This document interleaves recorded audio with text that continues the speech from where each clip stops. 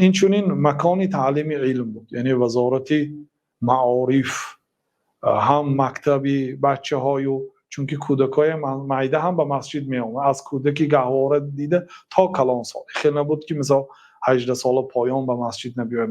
حتی پیامبر صلی الله علیه و آله چه که در روایت بخاری مسلم است، امامه دختری زینب دختری رسول الله صلی الله علیه و سلم نبیرشون به مسجد برآوردن. فاذا سجد وضعها، وقتی که به سجده می رفتن به زمین می گذاشتن. و اذا قام رفعها، وقتی که به نماز می خستن قیام به دستشون می گرفتن. و بار در نماز سجده کردند و نخستن از سجده.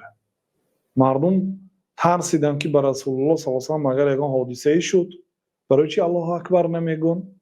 بعدی نماز گفتن که این اونجا حسن بود یا حسین بود، یکی از نبیره هاشون به بالاشون برآمده است وقتی که سجده کردن. اگر رفت و خیزن می افتید، بنابراین تا فرآمدنش منتظر ماندن. این دلالت میکند که می آوردن.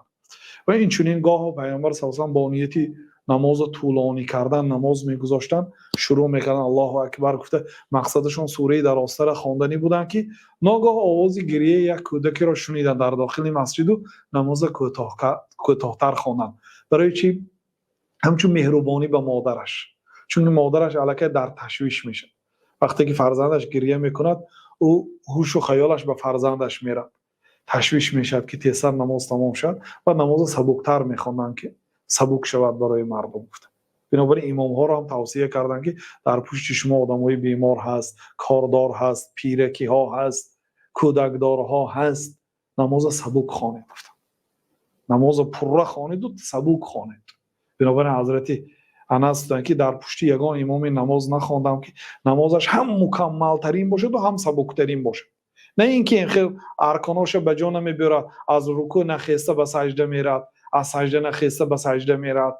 بعضی امام هایی که بی نهایت نماز تیز میخونن، نه، اتم صلات، تمام نمازش مکمل بود و با اخف صلات نمازشون سبکتر بود. مانند رسول الله صلی الله علیه و آله امامی را ندیدم که نمازش پره باشد و با نمازش سبک باشد. بنابراین این حدیث ها دلالت میکند که کودک ها در مسجد ها اشتراک میکردن. و اینچنین وقتی که پیامبر صلی الله علیه و آله بعضی سوال ها را دادن، عبدالله ابن عمر میگوید که خواستم که جواب دهم، دیدم که من از همه خردترین قوم هستم، سکوت کردم. این دلالت میکند که کودک ها به مسجد میرفتن. اونجا یک جایی بود که هم مکتبی میانه، هم باغچه و هم دانشگاه و دانشکده، هم اکادمی بود.